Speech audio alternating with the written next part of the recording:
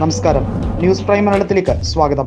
മഹാരാഷ്ട്രയിൽ ആകെയുള്ളത് 288 നിയമസഭാ സീറ്റുകളാണ്. അതിൽ സീറ്റ് വീതം വെപ്പ് NDAയിൽ തകൃതിയായി നടക്കുകയാണ്. എന്നാൽ എല്ലാ സഖ്യകക്ഷികളും അവരവരുടേതായ വഴി തിരഞ്ഞെടുത്തിരിക്കുകയാണ്. ഒറ്റയ്ക്ക് സ്ഥാനാർത്ഥികളെ പ്രഖ്യാപിക്കുക, കൂട്ടായ ഒരു ചർച്ച ഒരിക്കലും നടക്കില്ല എന്ന് വ്യക്തമായി കഴിഞ്ഞിരിക്കുന്നു.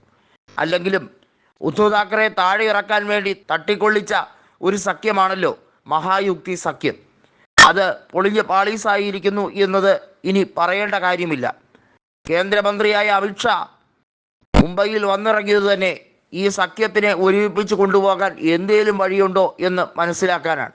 പക്ഷേ അദ്ദേഹത്തിന് മനസ്സിലായി കഴിഞ്ഞിരിക്കുന്നു ഇനി ആ പരിപാടി നടക്കില്ല എന്ന്.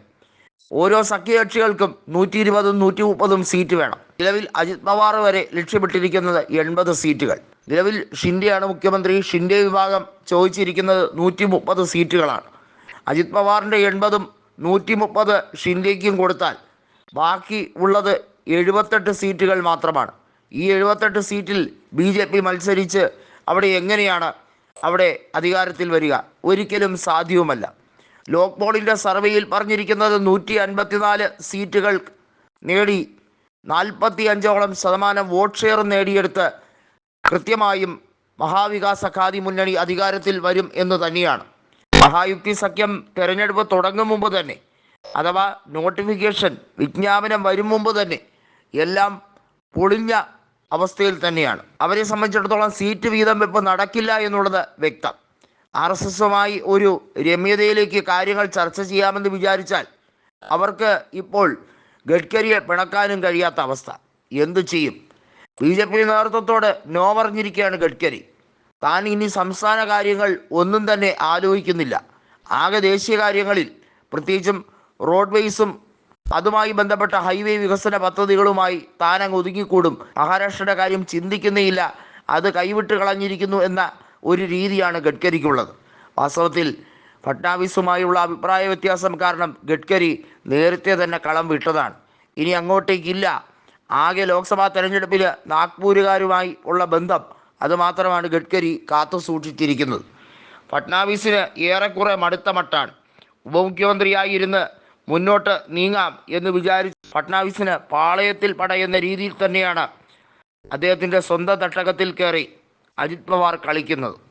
അജിത് പവാറും ഏകനാഥ് ഷിൻഡെയും തമ്മിലുള്ള പടലപ്പിണക്കം അതിരൂക്ഷമായി കഴിഞ്ഞതോടുകൂടി അമിത്ഷാ ലാൻഡ് ചെയ്തിരിക്കുന്നത് ഒരു മധ്യസ്ഥതയ്ക്കാണ്.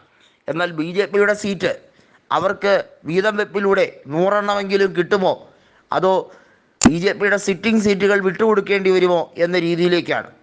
ഓരോ സീറ്റുകളെ ചൊല്ലി 3 പാർട്ടികളും തമ്മിൽ മഹായുക്തി സഖ്യത്തിൽ തർക്കം മൂർച്ഛിച്ചിരിക്കുമ്പോൾ ഇന്ത്യ മുന്നണിയിൽ സുഗമമായി കാര്യങ്ങൾ മുന്നോട്ട് പോകുന്നു. ഒരു ഘട്ടത്തിൽ പോലും അഭിപ്രായ ഭിന്നത രേഖപ്പെടുത്തുന്നില്ല. കോൺഗ്രസിൻ്റെ നേതാവായ നാനാ പട്ടോലെയും പൃഥ്വിരാജ് ചവാനുമൊക്കെ കൃത്യമായും ശരത് പവാറും അതുപോലെ തന്നെ ഉദ്ധവ് താക്കറെയുമായി ചർച്ച നടത്തി വിജയത്തിലേക്ക് എത്തിയിരിക്കുകയാണ്. സീറ്റ് വിഭജനത്തിൻ്റെ കാര്യത്തിൽ മാത്രമല്ല, കൃത്യമായും ഓരോ സീറ്റുകൾ ഏതൊക്കെ നിലയ്ക്ക് ആർക്കൊക്കെ വിട്ടുകൊടുക്കണമെന്ന കാര്യത്തിൽ വളരെ വ്യക്തതയാർന്ന രീതിയിലേക്ക് കാര്യങ്ങൾ എത്തിച്ചിരിക്കുന്നു.